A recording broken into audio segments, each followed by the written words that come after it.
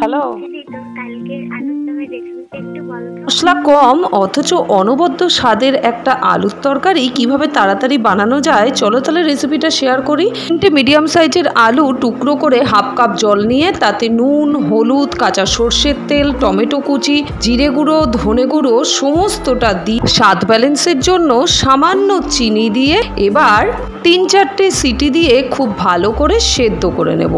দেখেছো সুন্দর হয়েছে কিন্তু। এবার একটা কড়াই বসিয়ে তাতে শুকনো খোলায় 5 ফোড়ন এবং শুকনো লঙ্কা ভেজে 1 টেবিল স্পুন মতো সর্ষের তেল দিয়ে ভাজা ভাজা হয়ে গেলে দিয়ে দেব আলুর তরকারিটা। কি সুন্দর হয়েছে না?